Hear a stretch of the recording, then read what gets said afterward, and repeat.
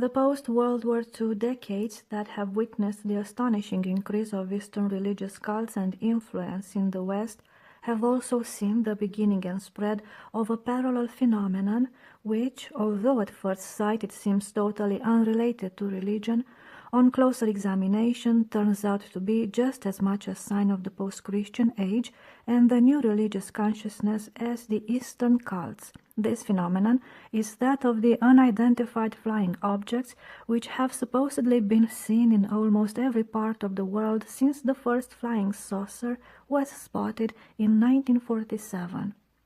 Human credulity and superstition, which are no less present today than at any time in human history, have caused this phenomenon to be connected to some degree with the crackpot fringe of the cult world. But there has also been a sufficiently serious and responsible interest in it to produce several government investigations and a number of books by reputable scientists. These investigations have come to no positive result in identifying the objects as physical reality. However, the newest hypotheses made by several scientific investigators in order to explain the phenomena actually seem to come closer to a satisfactory explanation than other theories that have been proposed in the past. But at the same time, these newest hypotheses bring one to the edge of reality, as one of the new scientific books on them is called, to the boundaries of psychic and spiritual reality which these investigators are not equipped to handle. The richness of scriptural and patristic knowledge precisely of this latter reality places the Orthodox Christian observer in a uniquely advantageous position from which to evaluate this new hypothesis and the UFO phenomena in general. The Orthodox Christian observer, however, is less interested in the phenomena themselves than he is in the mentality associated with them. How are people commonly interpreting UFOs and why? Among the first to approach the UFO question in this manner in a serious study was the renowned Swiss psychologist C.G. Jung. In his book of 1959, Flying Saucers, A Modern Myth of Things Seen in the Skies, he approached the phenomena as primarily something psychological and religious in meaning. And although he himself did not attempt to identify them as objective reality, he nonetheless did grasp the realm of human knowledge to which they actually belong.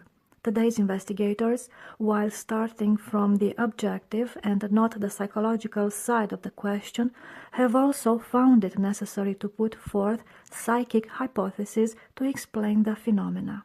In approaching the religious and psychological side of UFO phenomena, it is important for us, first of all, to understand the background in terms of which flying saucers have generally been interpreted by those who believe in their existence from the time of their first appearance in the 1940s.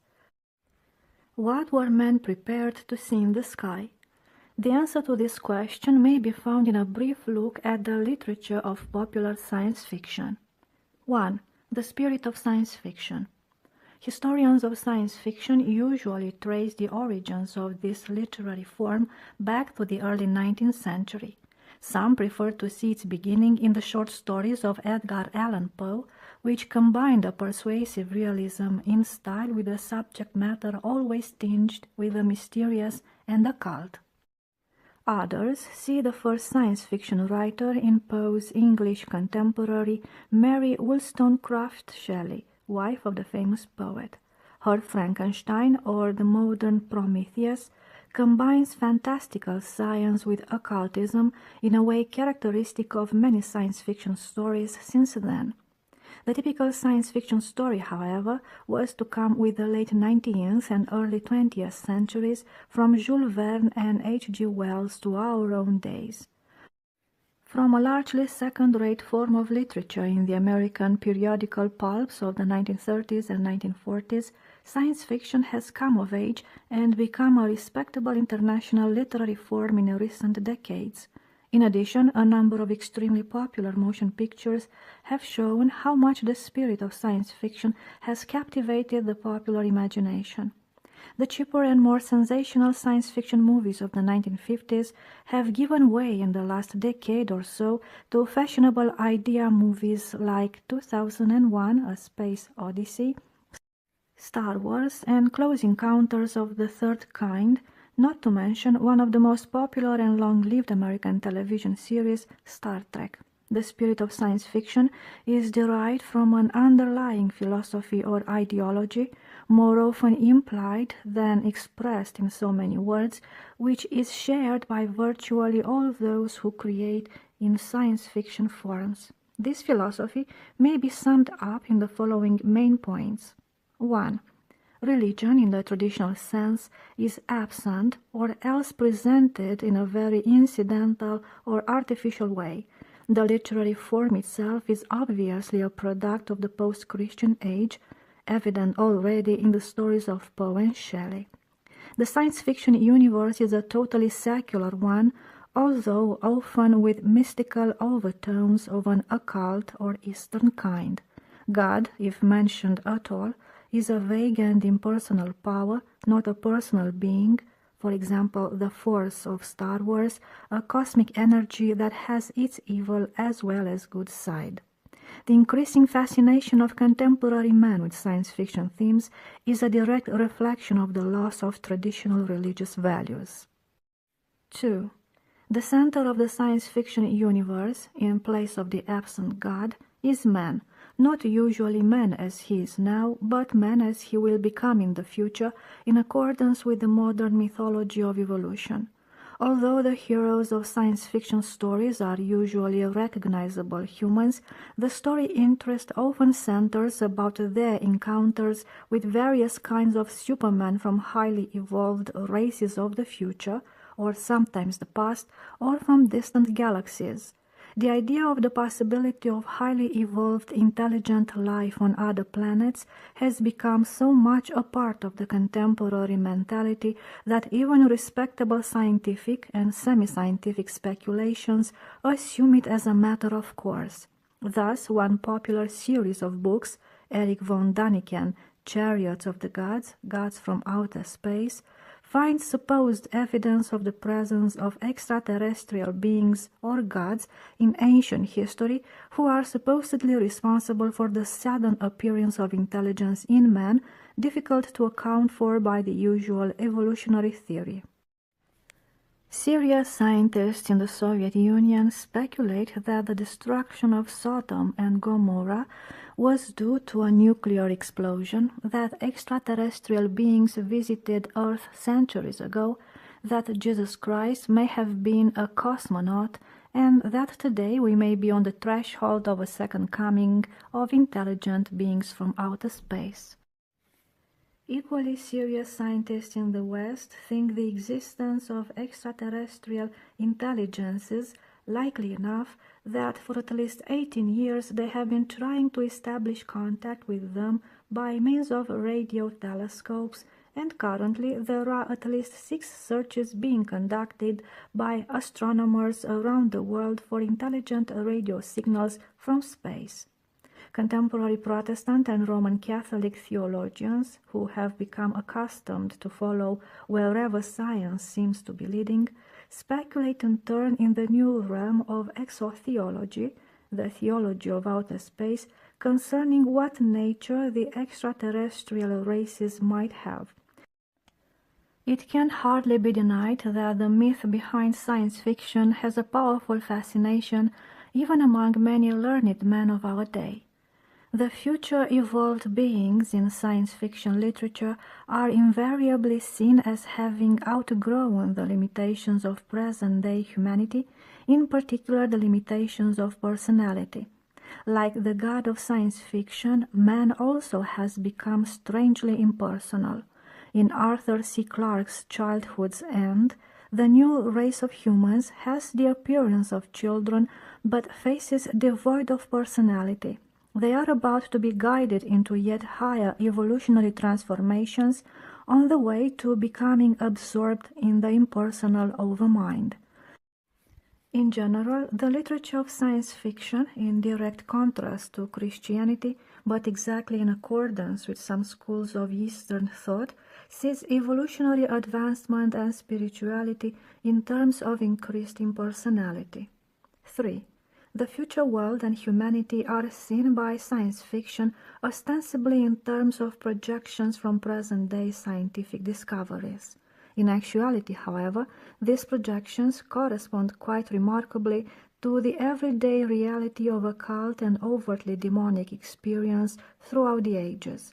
Among the characteristics of the highly evolved creatures of the future are communication by mental telepathy, ability to fly, materialize and dematerialize, transform the appearances of things, or create illusionary scenes and creatures by pure thought, travel at speeds far beyond any modern technology to take possession of the bodies of earthmen, and the expounding of a spiritual philosophy which is beyond all religions and holds promise of a state where advanced intelligences will no longer be dependent on matter. All these are the standard practices and claims of sorcerers and demons. A recent history of science fiction notes that a persistent aspect of the vision of science fiction is the desire to transcend normal experience through the presentation of characters and events that transgress the conditions of space and time as we know them.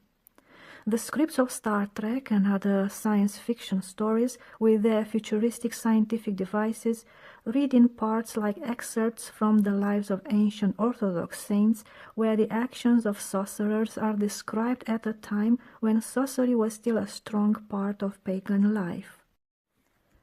Science fiction in general is usually not very scientific at all and not really very futuristic either. If anything, it is a retreat to the mystical origins of modern science, the science before the age of the 17th and 18th century Enlightenment, which was much closer to occultism. The same history of science fiction remarks that the roots of science fiction, like the roots of science itself, are in magic and mythology. Present-day research and experiments in parapsychology point also to a future connection of science with occultism, a development with which science fiction literature is in full harmony. Science fiction in the Soviet Union, where it is just as popular as in the West, although its development has been a little different, has exactly the same themes as Western science fiction. In general, metaphysical themes in Soviet science fiction, which labors under the watchful eye of materialist censors, come from the influence of Western writers or from direct Hindu influence, as in the case of the writer Ivan Efremov. The reader of Soviet science fiction, according to one critic, emerges with a vague ability to distinguish the critical demarcations between science and magic, between scientist and sorcerer, between future and fantasy. Science fiction, both East and West, says the same writer, like other aspects of contemporary culture, all confirm the fact that the higher stage of humanism is occultism. 4. Almost by its very nature as futuristic, science fiction tends to be utopian. Few novels or stories actually describe a future perfect society, but most of them deal with the evolution of today's society into something higher, or the encounter with an advanced civilization on another planet with the hope or capability of overcoming today's problems and mankind's limitations in general. In Efremov's and other Soviet science fiction, communism itself becomes cosmic and begins to acquire non-materialistic qualities, and the post-industrial civilization will be Hindu-like. The advanced beings of outer space are often endowed with savior-like qualities, and the landings of spacecraft on Earth often herald apocalyptic events, usually the arrival of benevolent beings to guide men in their evolutionary advancement. In a word, the science fiction literature of the 20th century is itself a clear sign of the loss of Christian values and the Christian interpretation of the world. It has become a powerful vehicle for the dissemination of a non-Christian philosophy of life and history, largely under open or concealed occult and Eastern influence. And in a crucial time of crisis and transition in human civilization, it has been a prime force in creating the hope for and actual expectation of visitors from outer space who will solve mankind's problems and conduct man to a new cosmic age of its history. While appearing to be scientific and non-religious, science fiction literature is in actuality a leading propagator, in a secular form, of the new religious consciousness which is sweeping mankind as Christianity retreats. All of this is a necessary background for discussing the actual manifestations of unidentified flying objects, which strangely correspond to the pseudo-religious expectations which have been aroused in post-Christian man. 2. UFO sightings and the scientific investigation of them. Although fiction, one might say, has in a way prepared man for the appearance of UFOs, our understanding of their objective reality obviously cannot be derived from literature or human expectations and fantasies. Before we can understand what they might be, we must know something of the nature and reliability of the observations which have been made of them. Is there really something out there in the sky, or is the phenomenon entirely a matter of misperception on the one hand and psychological and pseudo-religious wish fulfillment on the other?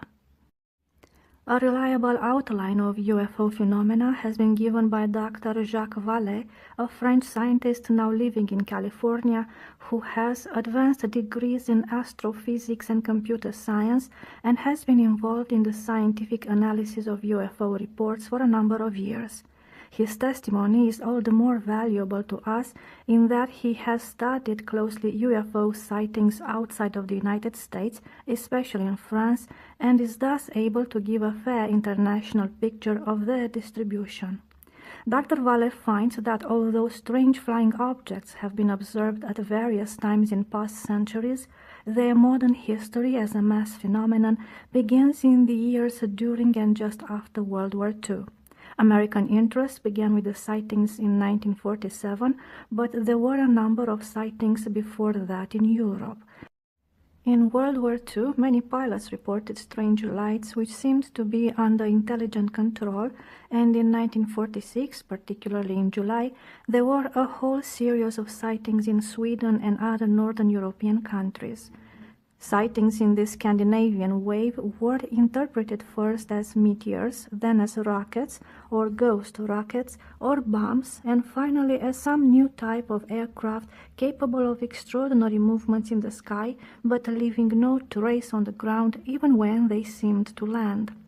The European press was full of reports of this wave of sightings, and everyone in Sweden was talking of them. Some thousands of sightings were reported, but not once was the hypothesis of extraterrestrial or interplanetary origin suggested.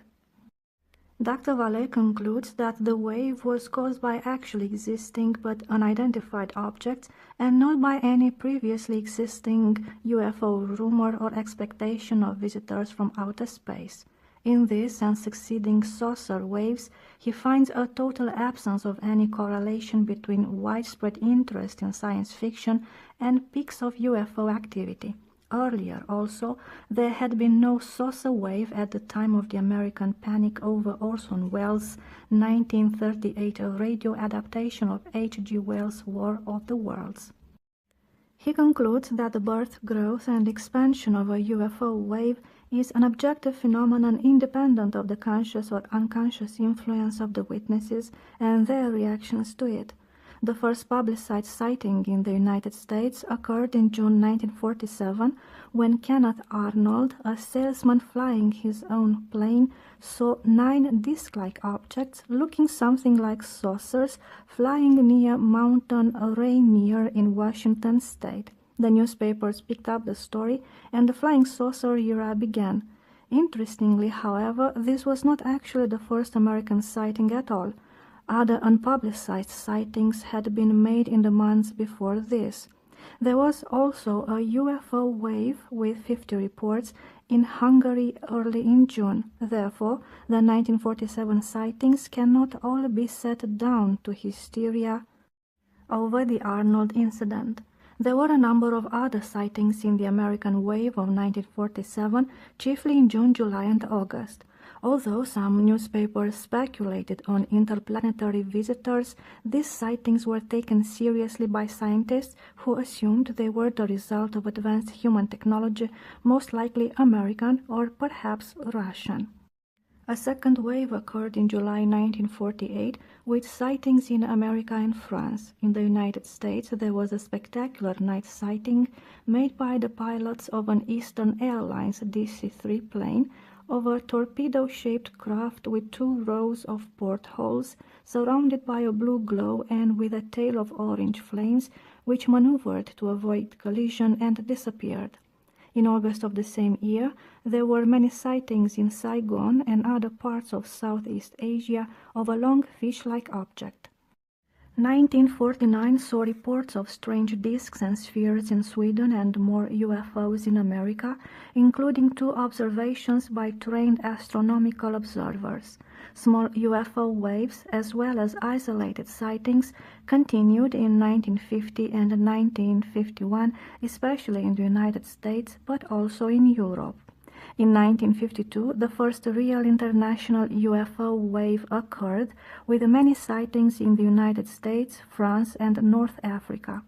At the peak of the wave, 2 sensational sightings were made above the Capitol and the White House in Washington, D.C., an area under constant control by radar. In September, there was a wave encompassing Denmark, Sweden, and northern Germany and Poland. At the same time in France, the first UFO landing was reported, together with a description of Little Man. In 1953, there were no waves, but there were a number of individual sightings. The most remarkable one occurred in Bismarck, North Dakota, where 4 objects hovered and maneuvered over an air filter station for 3 hours at night. An official report of this event consisted of several hundred pages, with accounts from many witnesses, mainly pilots and military personnel. 1954 saw the largest international wave yet. France was literally inundated with sightings, with dozens of reports every day in September, October, and November. In the French wave, the problems facing a serious scientific investigation of UFO phenomena are well demonstrated. The phenomenon was so intense, the impact on public opinion so deep, the newspapers' reaction so emotional, that scientific reflexes were saturated long before a serious investigation could be organized. As a result, no scientist could risk his reputation by studying openly a phenomenon so emotionally distorted. French scientists remained silent until the wave passed and died. During the French wave, the typical characteristics of later UFO encounters were often present: UFO landings, with at least some circumstantial evidence of them, beams of light issuing from the UFO to the witness, stoppage of motors in the vicinity of sightings, strange small beings in diving suits, serious psychic and physical harm to witnesses. Since 1954, many sightings have been made every year in various countries, with major international waves in 1965, 1967, and 1972-1973. Sightings have been especially numerous and profound in their effects in South American countries. The best-known government investigation of UFOs was that undertaken by the United States Air Force shortly after the first American sightings in 1947. This investigation, known from 1951 on as Project Blue Book, lasted until 1969, when it was abandoned on the recommendation of the Condon Report of 1968, the work of a scientific committee led by a noted physicist of the University of Colorado. Close observers, both of Blue Book and the Condon Committee, however, have noted that neither of them took UFO phenomena seriously, and that their main occupation was more the public relations task of explaining away mystifying aerial phenomena in order to calm public fears about them.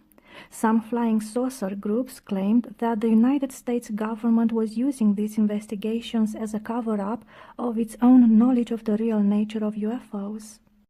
But all evidence points to the fact that the investigations themselves were simply careless because the phenomena were not taken seriously, especially after some of the stranger UFO stories had begun to make the subject distasteful to scientists. The first director of Blue Book, Captain Edward Ruppelt, admitted that, had the Air Force tried to throw up a screen of confusion, they couldn't have done a better job. The problem was tackled with organized confusion. Everything was being evaluated on the premise that UFOs couldn't exist. The Condon report contains some classic explanations of UFOs.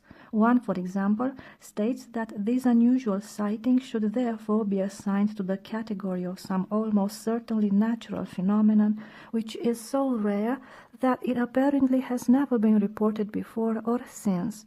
The chief scientific consultant of Blue Book for most of its 22 years, Northwestern University astronomer J. Allen Hynek, openly calls the whole thing a pseudoscientific project.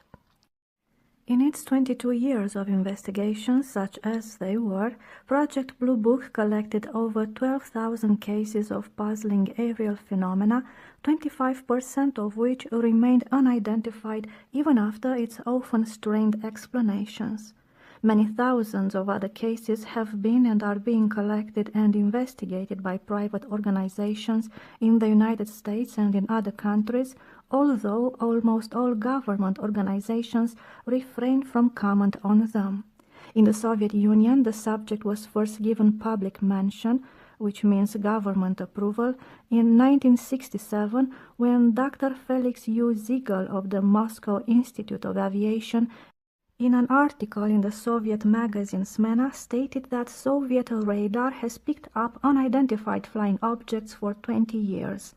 At the same time, there was a Soviet scientific conference on space civilizations led by the Armenian astronomer Viktor Ambartsumyan, which urged a preliminary study of the scientific and technical problems of communicating with such civilizations whose existence is taken for granted. The next year, however, the subject of UFOs became once more forbidden in the Soviet Union, and since then Soviet scientists have told of their researchers and hypotheses only unofficially to Western scientists. In the United States, the subject of UFOs remains somewhat off-limits for military and scientific men, but in recent years an increasing number, especially among younger scientists, have begun to take the subject seriously and come together to discuss it and suggest means of researching it. Doctors Hynek and Vale speak of an invisible college of scientists who are now actively interested in UFO phenomena, although most of them do not wish their names publicly associated with the subject. There are, of course, those who continue to deny the phenomenon altogether, explaining it as misperceptions of natural objects, balloons, airplanes, etc., not to mention hoaxes and psychological projections. One of these, Philip Klass, takes delight in debunking UFOs, investigating some of the sightings and finding them to be either natural phenomena or frauds. His study has convinced him that the idea of wondrous spaceships from a distant civilization really is a fairy story that is tailored to the adult mentality.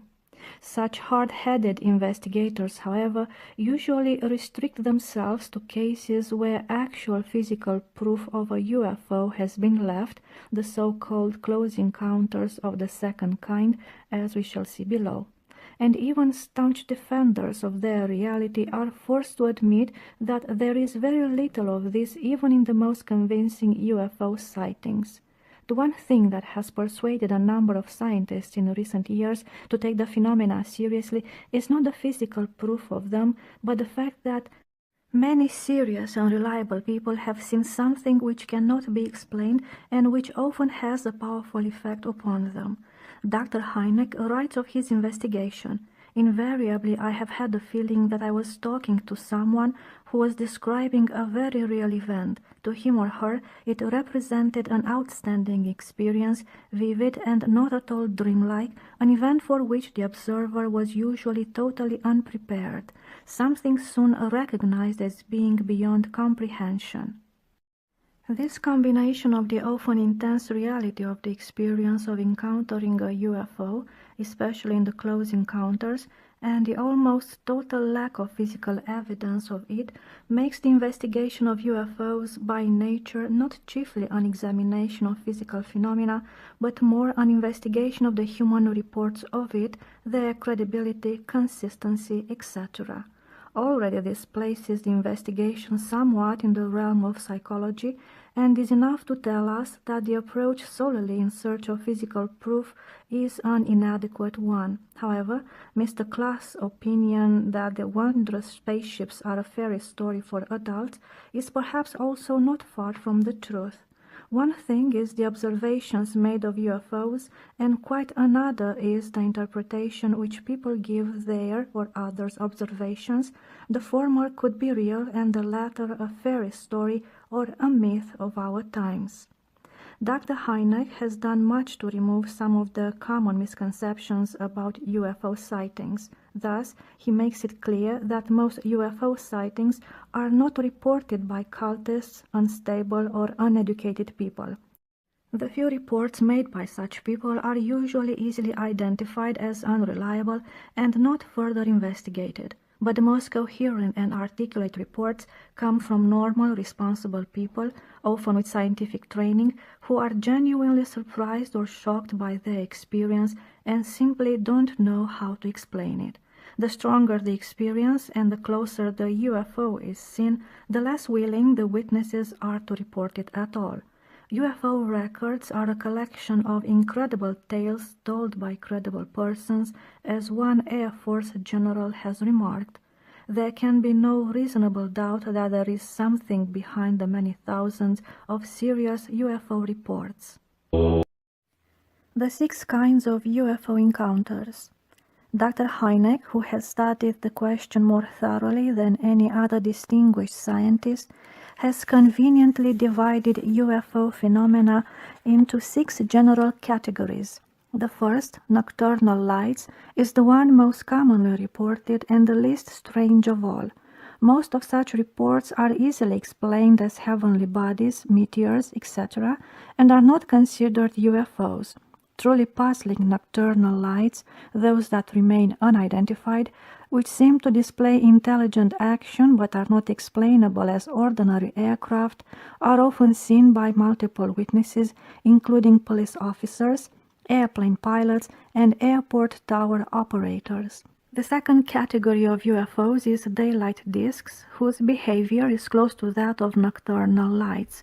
These are the original flying saucers, and in fact almost all of the unidentified sightings in this category are of disks which vary in shape from circular to cigar-shaped. They are often metallic in appearance and are reported as capable of extremely rapid starts and stops and high speed, as well as maneuvers such as sudden reversals of direction and motionless hovering that are beyond the capacity of any present aircraft.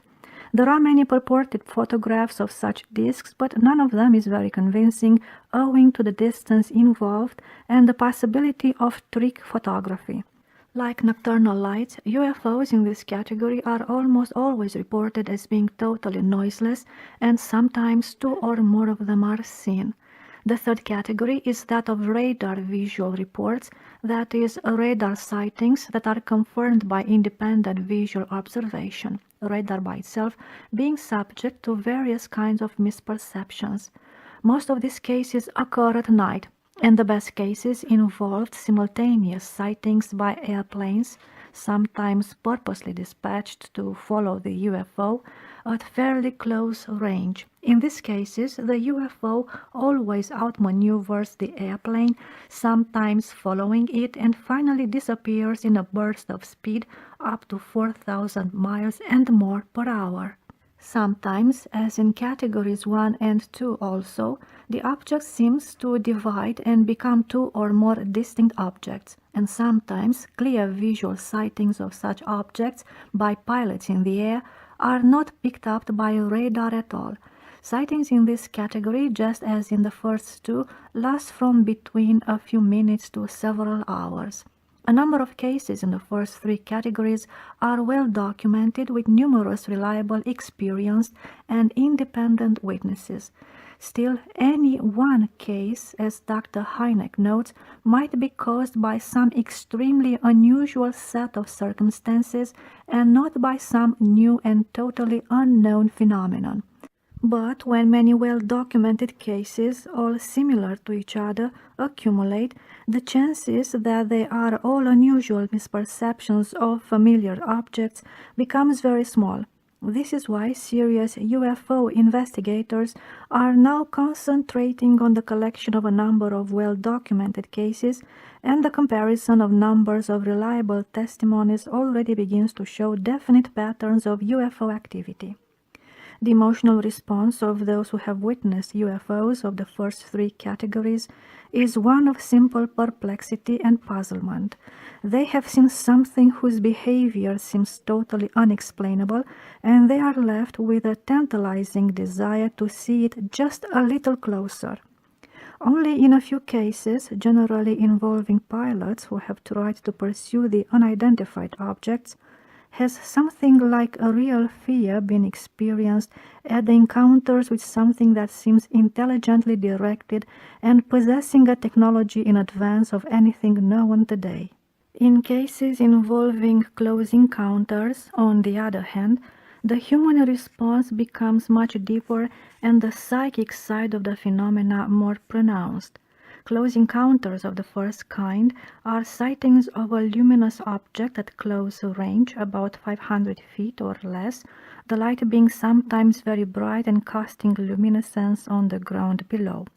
When the shape of the object is described, it is generally stated to be oval, sometimes with a dome on top, and the lights are often described as rotating, usually in a counterclockwise direction. The objects often hover close to the ground without sound or occasionally with a humming sound, sometimes moving close to the ground over considerable distances and eventually taking off extremely rapidly, soundlessly, and usually straight up. There are numerous multiple witness accounts of such close encounters. These accounts are invariably quite similar to each other, as though it is indeed one and the same object, or similar objects, that is being observed in all well-documented cases. Typically, these cases occur at night in sparsely settled areas, and there are a small number of witnesses for each sighting, an average of 3 to 4 in the cases examined by Dr. Hynek. Close encounters of the first kind are always awesome and often frightening, but leave no visible marks. Witnesses are usually so overwhelmed by the experience that they neglect to take photographs of the object even when a camera is nearby. Typical of the effect on witnesses is this comment in a 1955 UFO report. "I can assure you, once anyone has seen an object such as this so closely and for a period of even 1 minute, it would be etched in their memory for all time." The Hynek UFO report, page 145. The experience is so unusual that witnesses are often not believed when they report it, a fact that causes many to report it only confidentially after many years, or not at all. The experience is intensely real to those who experience it, but largely unbelievable to others. A typical close encounter of the first kind involved 2 Portage County, Ohio deputy sheriffs in 1966. About 5 a.m. on the morning of April 16, after stopping to investigate a parked car on a country road, they saw an object as big as a house ascending to treetop level, about 100 feet. As it approached the deputies, it became increasingly bright, illuminating the area all around, then stopped and hovered over them with a humming sound. When it moved away, they pursued it for some 70 miles into Pennsylvania at speeds of up to 105 miles per hour. 2 other police officers saw the object clearly at a higher elevation before it went straight up and disappeared about dawn. Congressional pressure forced Project Blue Book to investigate this case. It was explained as an observation of Venus, and the officers who saw it were subjected to considerable ridicule in the press, leading to the breakup of one officer's family and the ruin of his health and career. Personal tragedies of this kind among people who have close encounters with UFOs are so common that they should definitely be included in the typical characteristics of this phenomenon. Close encounters of the second kind are essentially similar to close encounters of first kind experiences, with the one difference that they leave some striking physical and/or psychological effect of their presence. These effects include marks on the ground, the scorching or blighting of plants and trees, interference with electrical circuits causing radio static, and the stoppage of automobile engines, discomfort to animals as evidenced by strange behavior, and effects on humans which include temporary paralysis or numbness, a feeling of heat, nausea, or other discomfort, temporary weightlessness, sometimes causing levitation, sudden healing of sores and pains, and various psychological and physical after effects, including strange marks on the body. This kind of UFO encounter gives the greatest possibility for scientific investigation, since, in addition to human testimony, there is physical evidence that can be examined. But little investigation has actually been undertaken, both because most scientists are afraid to get involved in the whole question of UFOs, and because the evidence itself is usually inconclusive or partially subjective. One catalog has been compiled of over 800 cases of this type in 24 countries. No actual piece of a UFO has ever been authenticated, however, and the markings left on the ground are often as baffling as the sightings themselves. The most frequent marking left on the ground after sighting, the UFO itself having been seen either on the ground or just above it, is a burnt, dehydrated, or depressed area in the shape of a ring, usually 20 to 30 feet in diameter and 1 to 3 feet thick. These rings persist for weeks or months, and the interior of the ring, and sometimes the whole circle, is reported to be barren for a season or two after the sighting. A few chemical analyses of the soil in such rings have produced no definite conclusions as to the possible origin of this condition. Close encounters of the second kind often happen to persons during the night in isolated sections of road. In many similar cases, a glowing object lands in a field nearby or on the road in front of an automobile or truck. The engine and headlights on the automobile fail, and the occupants become terrified until the UFO leaves, often shooting suddenly straight up without a sound. The engine of the vehicle then can operate again and often comes on by itself. The strangest of all UFO reports are those that deal with close encounters of the third kind, that is, UFO experiences involving animated beings, occupants, or humanoids. The first thought of many people when hearing of such reports is to picture little green men and dismiss the whole phenomenon as unbelievable, a hoax or hallucination. However, the success of the recent American science fiction film, named precisely for this category of UFO phenomena, Close Encounters of the Third Kind, for which Dr. Hynek served as technical consultant, together with evidence of the Gallup poll in 1974 that 54% of those who are aware of UFOs believe that they are real, and 46% of all those interviewed believe in intelligent life on other planets, the percentage today would certainly be greater, point to the rapidly increasing acceptance by contemporary men of the possibility of actual encounters with non-human intelligences. Science fiction has given the images, evolution has produced the philosophy, and the technology of the space age has supplied the plausibility for such encounters. Astonishingly, these encounters seem actually to be occurring today, as attested by the evidence of many believable witnesses. Of crucial importance, therefore, is the interpretation that must be made of these occurrences. Is the reality behind them an actual contact with visitors from outer space, or is this only an explanation provided by the spirit of the times for a contact of a different kind altogether? As we shall see below, today's scientific investigators of UFOs have already asked these questions. Dr. Hynek admits his own repugnance to face the possibility of close encounters of the third kind experiences. To be frank, I would gladly omit this part if I could without offense to scientific integrity.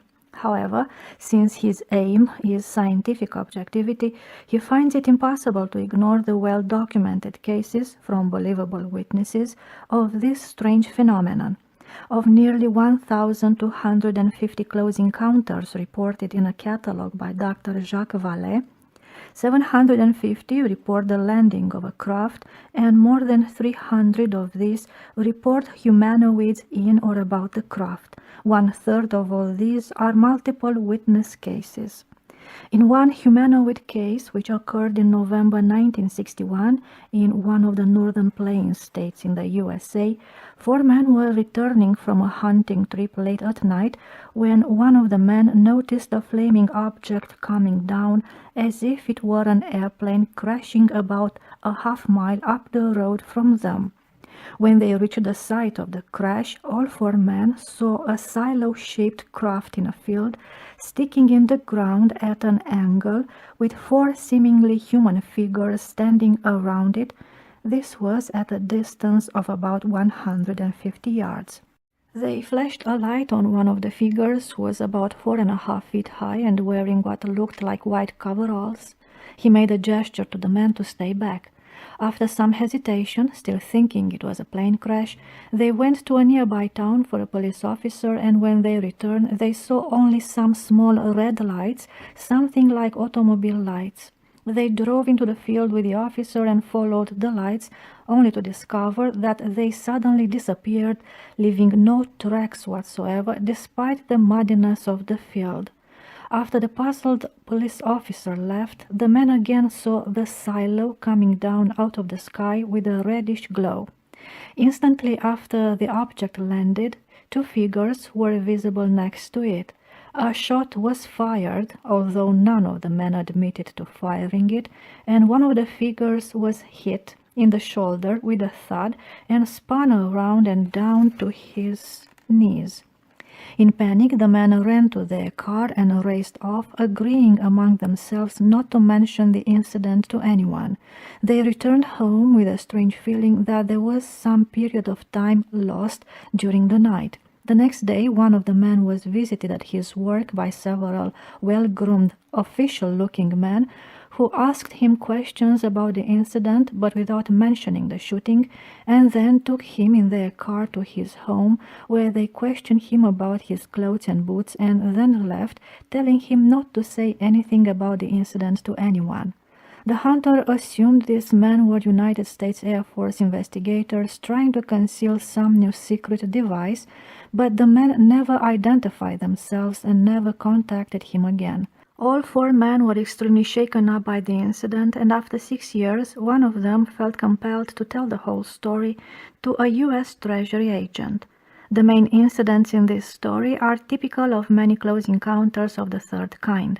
A little different case of this sort is the famous UFO landing at Kelly, a small town near Hopkinsville, Kentucky, which was investigated extensively by the police, Air Force, and independent researchers. In the evening and night of August 21, 1955, 7 adults and 4 children in one farm household had a prolonged encounter with humanoids.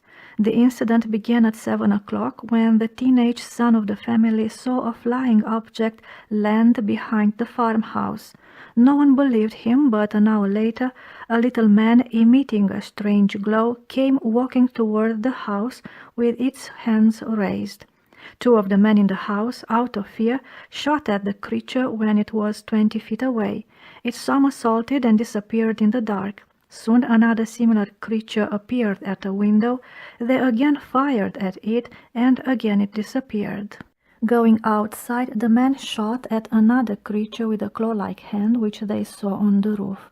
Still another on a tree nearby floated to the ground when it was shot. Other creatures also were seen and hit, or perhaps the same creatures reappearing, but the men saw the bullets seem to ricochet off from them and have no real effect. The sound was like shooting into a bucket. After firing 4 boxes of shells with no effect, all 11 people, thoroughly terrified, drove to the Hopkinsville police station. The police arrived at the farmhouse after midnight and made a thorough search of the premises, finding a few unusual markings and seeing several strange meteors that came in the direction of the farmhouse, but discovering no creatures. After the police left, the creatures reappeared, causing more consternation in the household. The humanoids in this case were described as being about 3 to 4 feet tall, with huge hands and eyes, without pupils or eyelids, large pointed ears, and arms that hung to the ground. They seemed to have no clothing but to be nickel-plated. They approached the house always from the darkest side and did not approach when outside lights were turned on. Dr. Hynek sharply distinguishes between close encounters of the third kind and contactee cases. Contactees have repeated encounters with UFO beings, often bringing pseudo-religious messages from them about highly evolved beings on other planets who are about to come to bring peace on Earth and are often connected with UFO religious cults.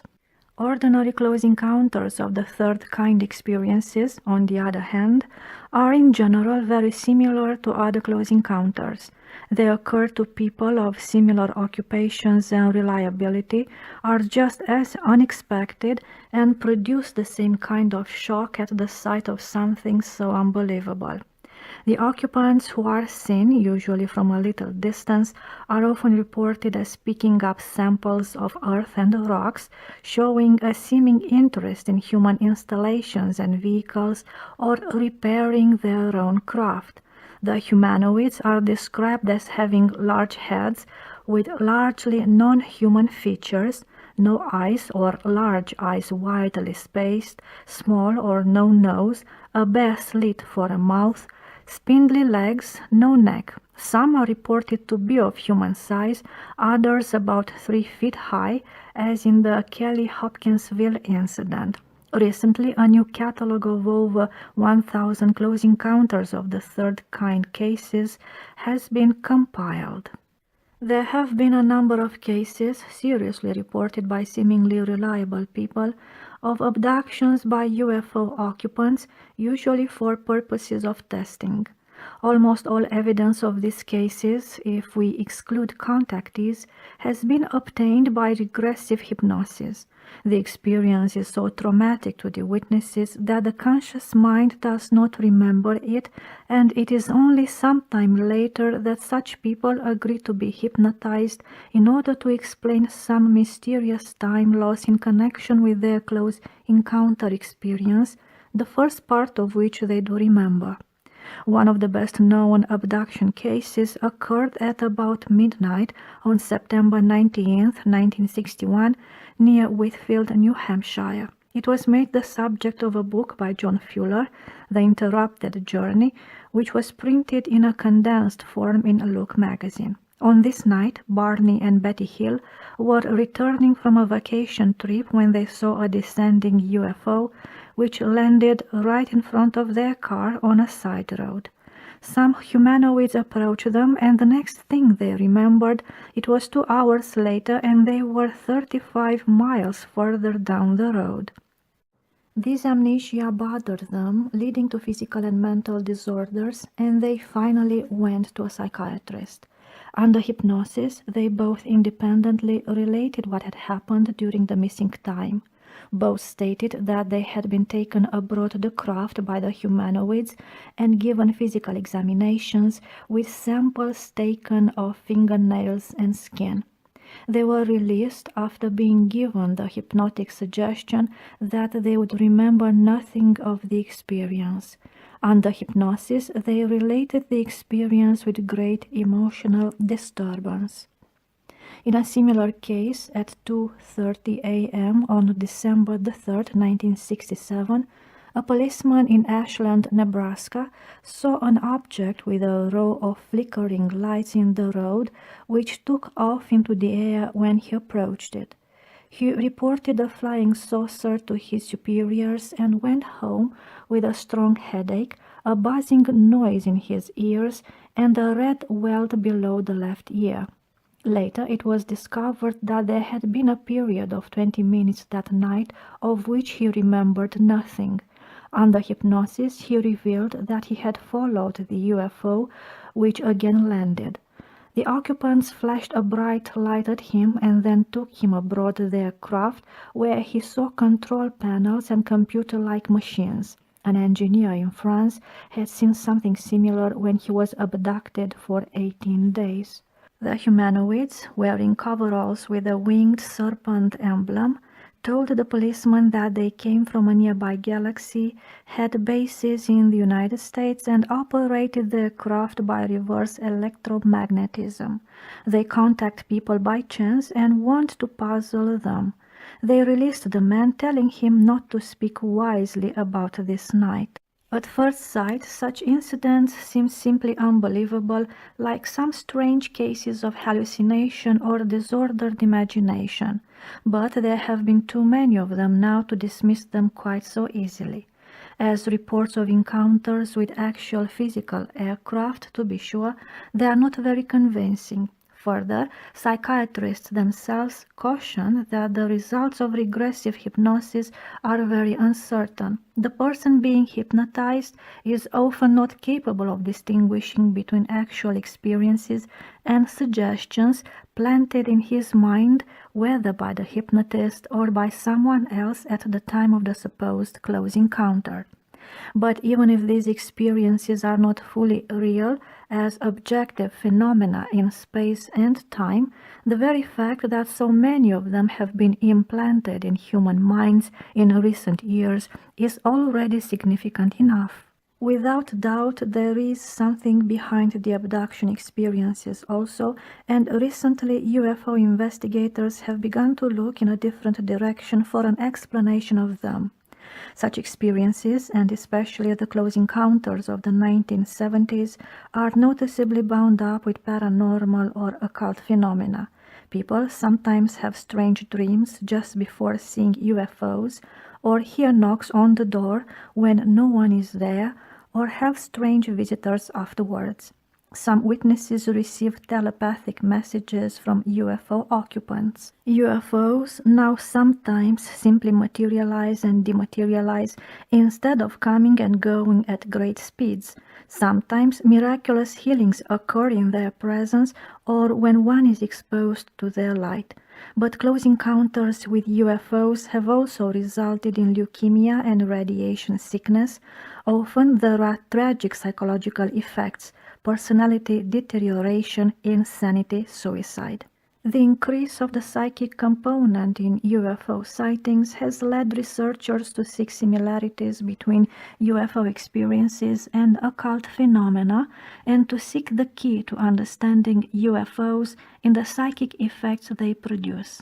Many researchers note the similarity between UFO phenomena and 19th century Spiritism, which also combined psychic phenomena with strange physical effects, but with a more primitive technology. In general, the 1970s have seen a narrowing of the gap between the normal UFO phenomena of the past and the UFO cults, in accordance with the increased receptivity of mankind in this decade to occult practices. 4. Explanation of the UFO phenomena. Dr. Jacques Vallée's newest book on UFOs, The Invisible College, reveals what reputable scientific researchers are now thinking about them. He believes that we are now very close to understanding what they are. he notes that the idea of extraterrestrial intelligent life has in a few years become astonishingly fashionable among scientists as well as fortune tellers as a result of a great thirst for contact with superior minds that will provide guidance for our poor, harassed, hectic planet. He significantly sees that the idea of visitors from outer space has become the great myth or wonderful untruth of our times. It has become very important for large numbers of people to expect visitors from outer space. Yet he finds it naive to believe in this myth. This explanation is too simple-minded to account for the diversity of the reported behavior of the occupants and their perceived interaction with human beings. Dr. Hynek has noted that in order to explain the various effects produced by UFOs, we must assume that they are a phenomenon that undoubtedly has physical effects but also has the attributes of the psychic world. From his book, The Edge of Reality, page 259. Dr. Vallée believes that they are constructed both as physical craft, a fact which has long appeared to me undeniable, and as psychic devices whose exact properties remain to be defined. From his book, The Invisible College, page 202. Actually, the theory that UFOs are not physical craft at all, but some kind of paraphysical or psychic phenomenon was suggested by a number of researchers in the early 1950s, but this opinion was largely submerged later, on the one hand by the cultists with their insistence on the extraterrestrial origin of UFOs, and on the other hand by the official government explanations which corresponded to the widespread popular view that the whole phenomenon was imaginary. Kiel, UFOs, Operation Trojan Horse, pages 38-41. Only lately have serious investigators begun to agree that UFOs, while having certain physical characteristics, cannot at all be explained as somebody's spaceships, but are clearly something of the paraphysical or occult realm. Why indeed are so many UFO landings precisely in the middle of roads? Why do such fantastically advanced craft so often need repairs? Why do the occupants so often need to pick up rocks and sticks over and over again for 25 years, and to test so many people if they are actually reconnaissance vehicles from another planet as the humanoids usually claim? Dr. Vallée well asks whether the visitors from outer space idea might not serve precisely a diversionary role in masking the real, infinitely more complex nature of the technology that gives rise to the sightings. The Invisible College, page 28. He believes we are not dealing with successive waves of visitations from space. We are dealing with a control system. Page 195. What takes place through close encounters with UFOs is control of human beliefs. Page 3. With every new wave of UFOs, the social impact becomes greater. More young people become fascinated with space, with psychic phenomena, with new frontiers in consciousness. More books and articles appear, changing our culture. Pages 197, 198. In another book, he notes that it is possible to make large sections of any population believe in the existence of supernatural races, in the possibility of flying machines, in the plurality of inhabited worlds, by exposing them to a few carefully engineered scenes, the details of which are adapted to the culture and superstitions of a particular time and place. An important clue to the meaning of these engineered scenes may be seen in an observation often made by careful observers of UFO phenomena, especially close encounters of the third kind and contactee cases, that they are profoundly absurd or contain at least as much absurdity as rationality. Vallée, The Invisible College, page 196. Individual close encounters have absurd details, like the 4 pancakes given by a UFO occupant to a Wisconsin chicken farmer in 1961.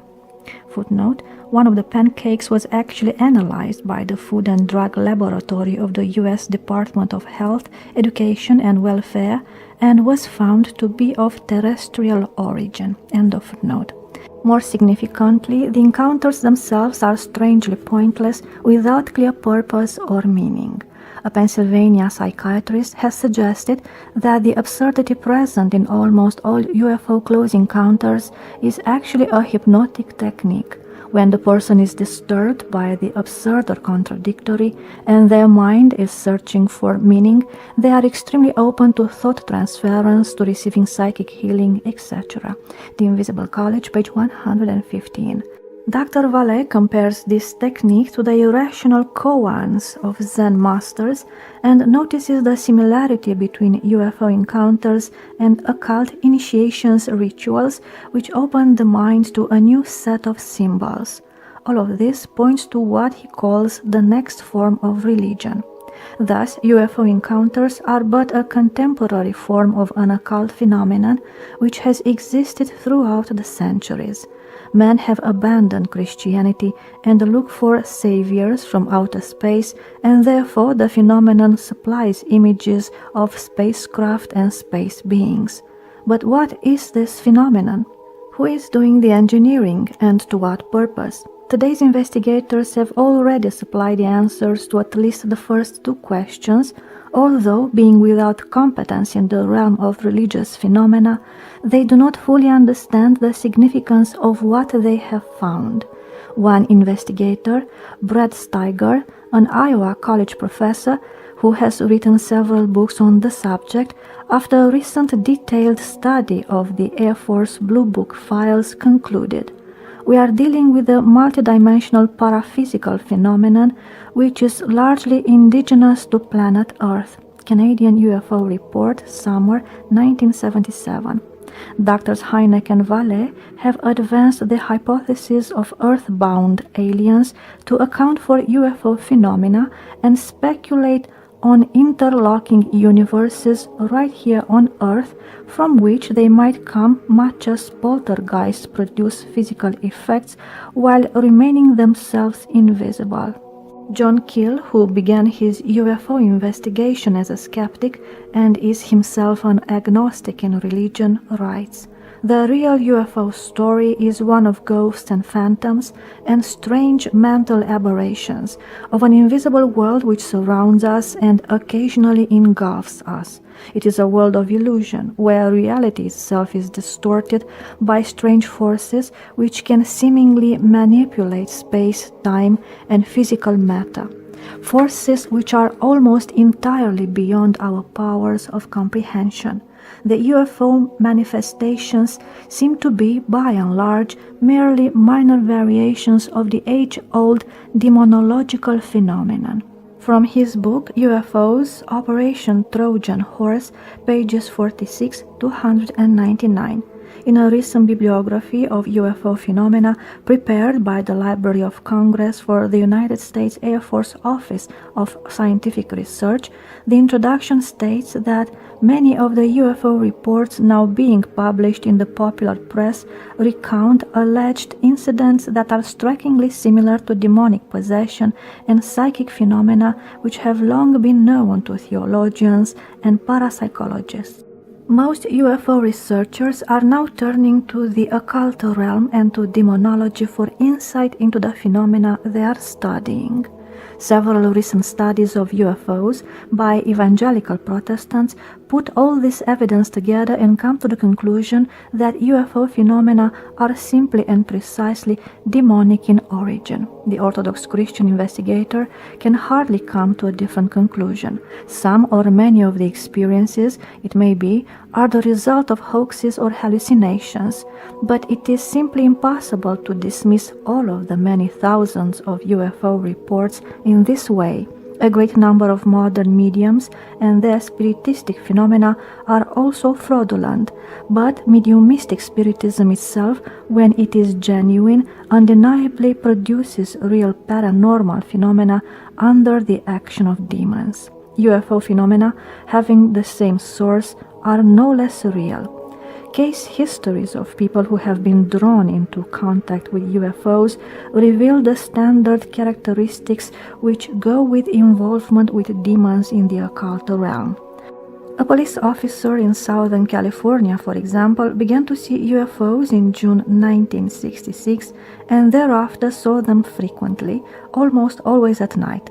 After one landing, he and his wife saw distinct traces of the UFO on the ground. During these weeks of tantalizing sightings, I became totally obsessed with the UFOs, convinced that something great was about to happen. I abandoned my daily Bible reading and turned my back on God as I began reading every UFO book I could lay my hands on.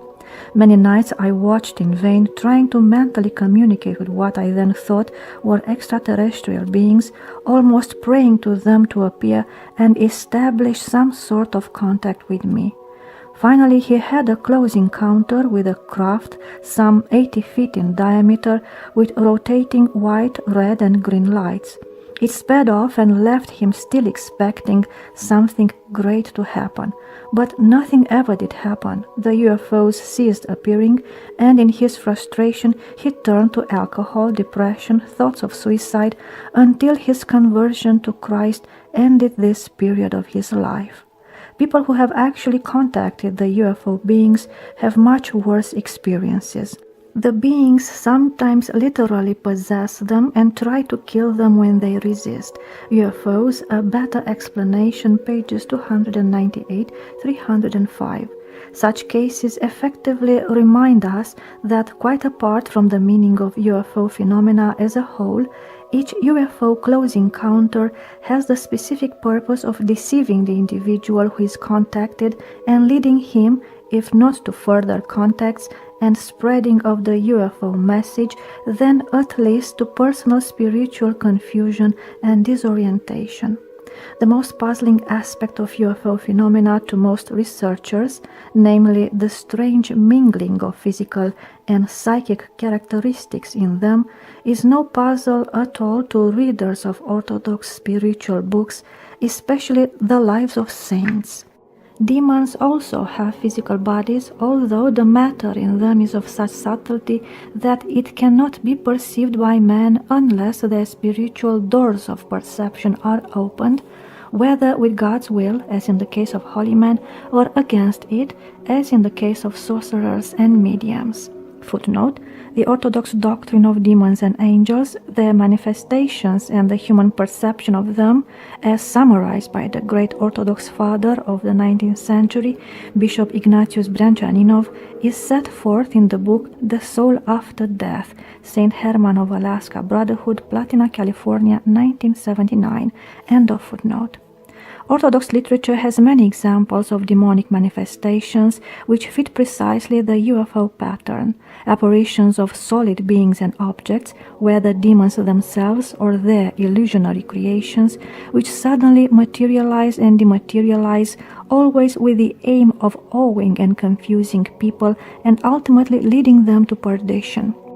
The lives of the 4th century Saint Anthony the Great and the 3rd century Saint Cyprian, the former sorcerer, are filled with such incidents. The life of Saint Martin of Tours, who reposed in 397 by his disciple Sulpicius Severus, has an interesting example of demonic power in connection with a strange physical manifestation which closely parallels today's UFO close encounters. A certain youth named Anatolius became a monk near St. Martin's monastery, but out of false humility he became the victim of demonic deception. He fancied that he conversed with angels, and in order to persuade others of his sanctity, these angels agreed to give him a shining robe from out of heaven as a sign of the power of God that dwelt in the youth. One night, about midnight, there was a tremendous thudding of dancing feet and a murmuring as of many voices in the hermitage, and Anatolius' cell became ablaze with light. Then came silence, and the deceived one emerged from his cell with the heavenly garment. A light was brought, and all carefully inspected the garment. It was exceedingly soft, with a surpassing luster, and of a brilliant scarlet, but it was impossible to tell the nature of the material. At the same time, under the most exact scrutiny of eyes and fingers, it seemed to be a garment and nothing else. The following morning, Anatolius' spiritual father took him by the hand in order to lead him to Saint Martin to discover whether this was actually a trick of the devil.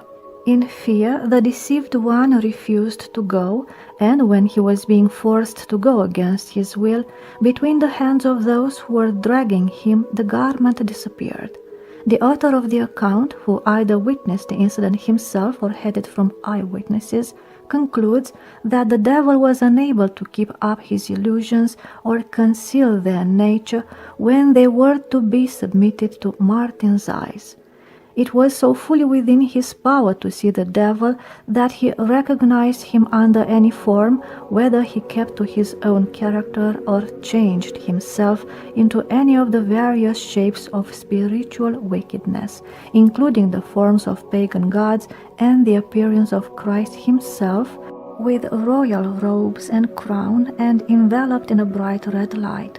It is clear that the manifestations of today's flying saucers are quite within the technology of demons. Indeed, nothing else can explain them as well.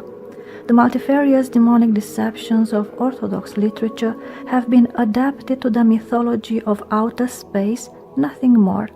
The Anatolius mentioned above would be known today simply as a contactee, and the purpose of the unidentified object in such accounts is clear: to awe the beholders with a sense of the mysterious, and to produce proof of the higher intelligences, angels, if the victim believes in them, or space visitors for modern men, and thereby to gain trust for the message they wish to communicate. We shall look at this message below. A demonic kidnapping quite close to UFO abductions is described in the life of Saint Nilus of Sora, the 15th century founder of Scyth life in Russia. Sometime after the saint's death, there lived in his monastery a certain priest with his son. Once, when the boy was sent on some errand, suddenly there came to him a certain strange man who seized him and carried him, as if on the wind, into an impenetrable forest, bringing him into a large room in his dwelling and placing him in the middle of this cabin, in front of the window. When the priest and the monks prayed for Saint Nilus' help in finding the lost boy, the saint came to the boy's aid and stood before the room where the boy was standing, and when he struck the window frame with his staff, the building was shaken and all the unclean spirits fell to the earth. The saint told the demon to return the boy to the place from which he had taken him, and then became invisible. Then, after some howling among the demons, the same strange one seized the boy and brought him to the Scyth like the wind, and placing him on a haystack, he became invisible. After being seen by the monks, the boy told them everything that happened to him, what he had seen and heard. And from that time this boy became very humble, as if he had been stupefied. The priest, out of terror, left the Scyth with his son. In a similar demonic kidnapping in 19th century Russia, a young man, after his mother cursed him, became the slave of a demon grandfather for 12 years and was capable of appearing invisibly among men in order to help the demon sow confusion in their midst. Such true stories of demonic activity were commonplace in earlier centuries. It is a sign of the spiritual crisis of today that modern men, for all their proud enlightenment and wisdom, are becoming once more aware of such experiences, but no longer have the Christian framework with which to explain them. Contemporary UFO researchers, seeking for an explanation of phenomena which have become too noticeable to overlook any longer, have joined today's psychic researchers in an attempt to formulate a unified field theory that will encompass psychic as well as physical phenomena. But such researchers only continue the approach of enlightened modern men and trust their scientific observations to give answers in a spiritual realm that cannot be approached objectively at all, but only with faith. The physical world is morally neutral and may be known relatively well by an objective observer, but the invisible spiritual realm comprises beings both good and evil, and the objective observer has no means of distinguishing one from the other unless he accepts the revelation which the invisible God has made of them to man. Thus, today's UFO researchers place the divine inspiration of the Bible on the same level as the satanically inspired automatic writing of Spiritism, and they do not distinguish between the actions of angels and those of demons. They know now, after a long period when materialistic prejudices reigned among scientists, that there is a non-physical realm that is real, and they see its effects in UFO phenomena. But as long as they approach this realm scientifically, they will be just as easily deceived by the unseen powers as the most naive contactee. When they try to determine who or what is behind the UFO phenomena and what the purpose of the phenomena might be, they are forced to indulge in the wildest speculations.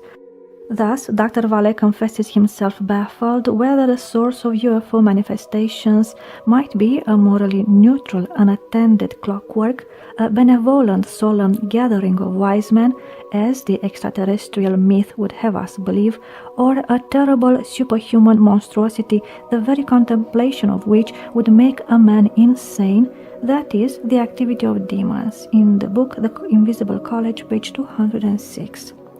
A true evaluation of the UFO experience may be made only on the basis of Christian revelation and experience, and is accessible only to the humble Christian believer who trusts these sources. To be sure, it is not given to man entirely to explain the invisible world of angels and demons, but enough Christian knowledge has been given us to know how these beings act in our world and how we should respond to their actions, particularly in escaping the nets of the demons. UFO researchers have come to the conclusion that the phenomena they have studied are essentially identical with phenomena that used to be called demonic, but only the Christian, the Orthodox Christian who is enlightened by the patristic understanding of Scripture and the 2000-year experience of saints' encounters with invisible beings, is able to know the full meaning of this conclusion. 5. The meaning of UFOs. What then is the meaning of the UFO phenomena of our time? Why have they appeared just at this time in history? What is their message? To what future do they point? First, UFO phenomena are but one part of an astonishing outpouring of paranormal events. What just a few years ago most people would have considered as miracles. Dr. Vale, in The Invisible College, expresses the secular appreciation of this fact.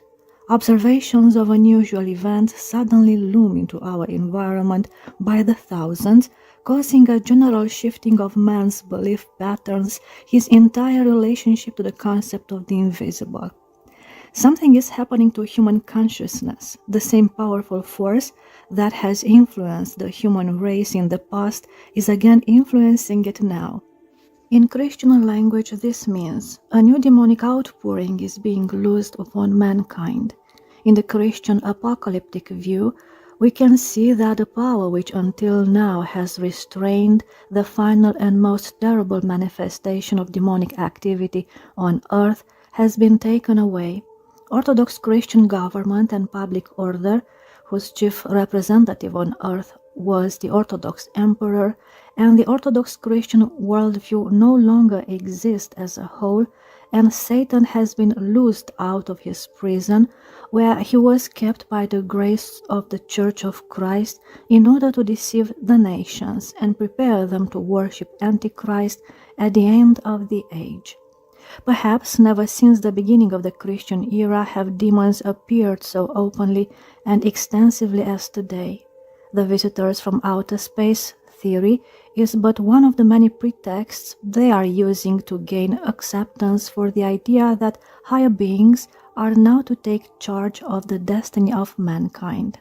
Footnote: many of the reports of Bigfoot and other monsters show the same occult characteristics as UFO sightings, and often they occur in connection with such sightings. End of footnote. Second, UFOs are but the newest of the mediumistic techniques by which the devil gains initiates into his occult realm.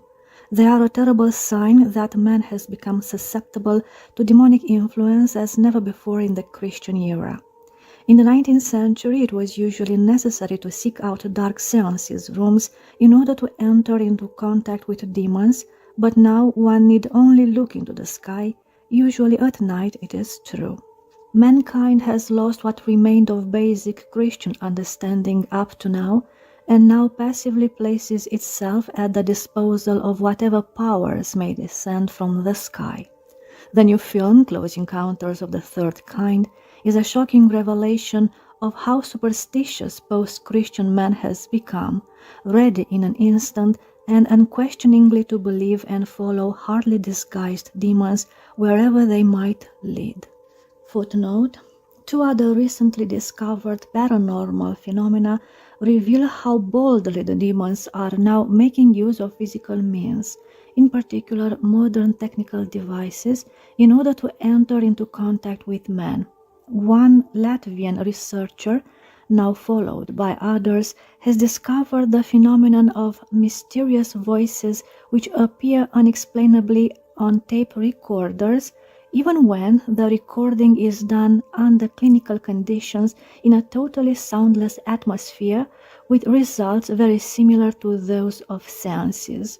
The presence of a medium or psychic in the room seems to help the phenomenon.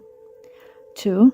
Metallic-voiced space people from some time have supposedly been using the telephone to communicate with both contactees and UFO researchers. The possibility of a hoax in such a phenomenon, of course, is high, but in recent years, the voices of the dead, convincing to those who are contacted, have been heard in telephone conversations with their loved ones. It can hardly be denied, as the reporter of this phenomenon notes, that the demons of old are marching among us again, to a degree unheard of it in the past. End of footnote. Third, the message of the UFOs is: prepare for Antichrist. The savior of the apostate world is coming to rule it. Perhaps he himself will come in the air in order to complete his impersonation of Christ. Matthew 24:30, Acts 1:11. Perhaps only the visitors from outer space will land publicly in order to offer cosmic worship of their master.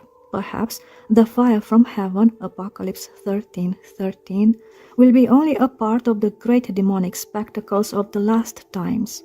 At any rate, the message for contemporary mankind is: expect deliverance not from the Christian revelation and faith in an unseen God, but from vehicles in the sky. It is one of the signs of the last times that there shall be terrors and great signs from heaven.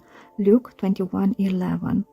Even 100 years ago, Bishop Ignatius Branchaninov, in his book on miracles and signs, remarked on the striving to be encountered in contemporary Christian society to see miracles and even perform miracles. Such a striving reveals the self-deception founded on self-esteem and vainglory that dwells in the soul and possesses it.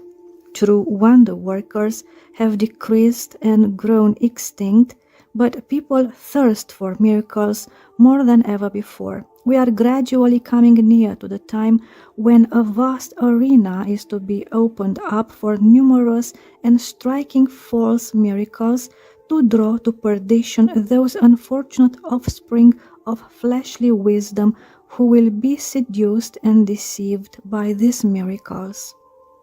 Of special interest to UFO investigators, the miracles of Antichrist will be chiefly manifested in the aerial realm, where Satan chiefly has his dominion. The signs will act most of all on the sense of sight, charming and deceiving it. St. John the theologian, beholding in Revelation the events that are to precede the end of the world, says that Antichrist will perform great signs and will even make fire to come down out of heaven upon the earth in the sight of man. Apocalypse 13:13.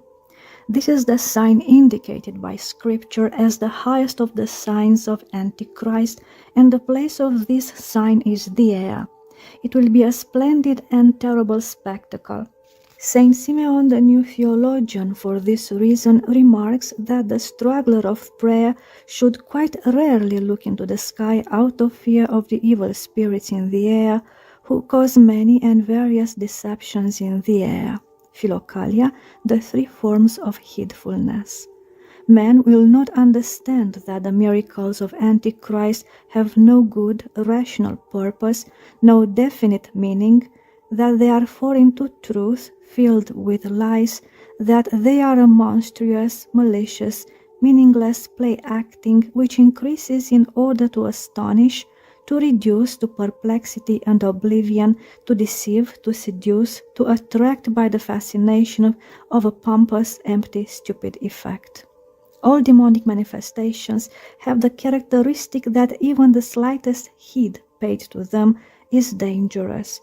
From such heedfulness alone, allowed even without any sympathy for the manifestation, one may be sealed with the most harmful impression and subjected to a serious temptation.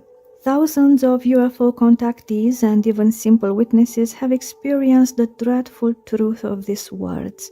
Few have escaped once they become deeply involved. Even the secular investigators of UFO phenomena have seen fit to warn people against their dangers.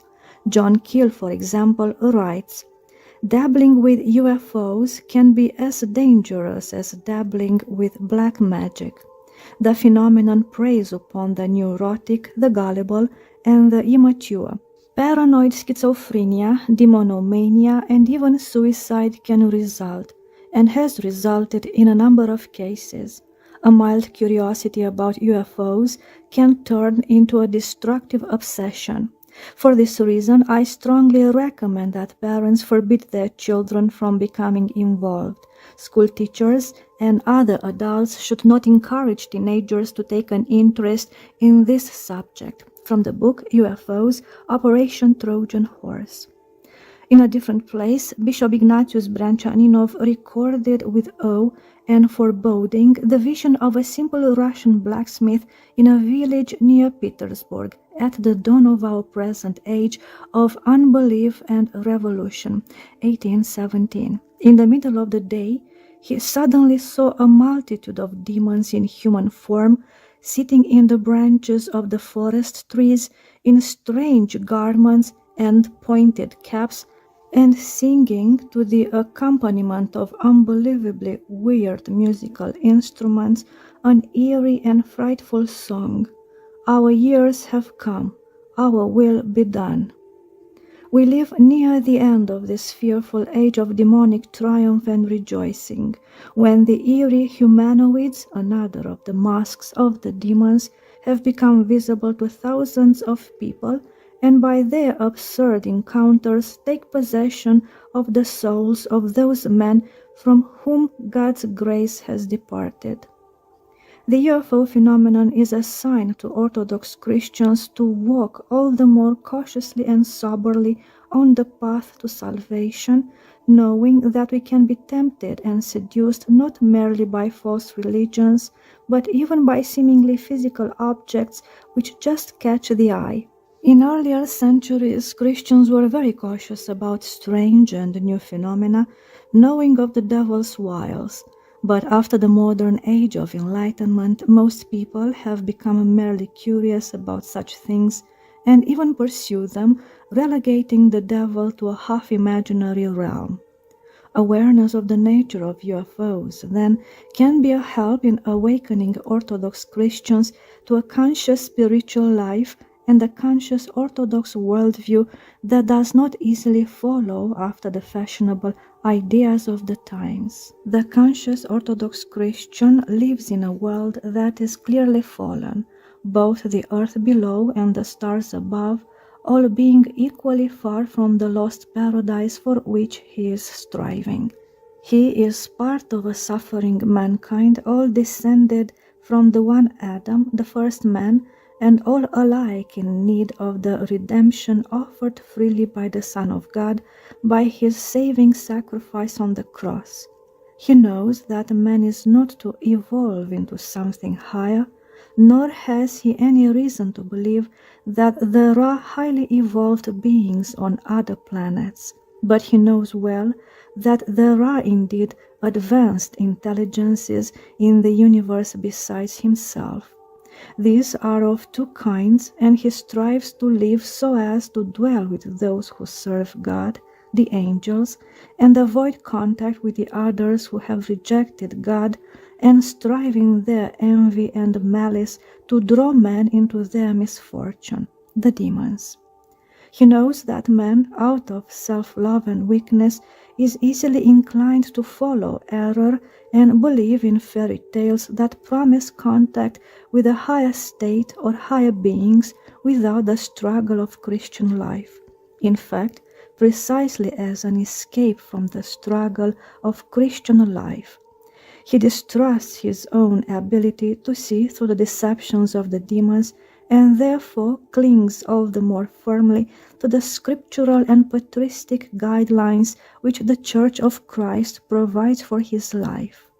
Such a one has the possibility to resist the religion of the future, the religion of Antichrist, in whatever form it may present itself.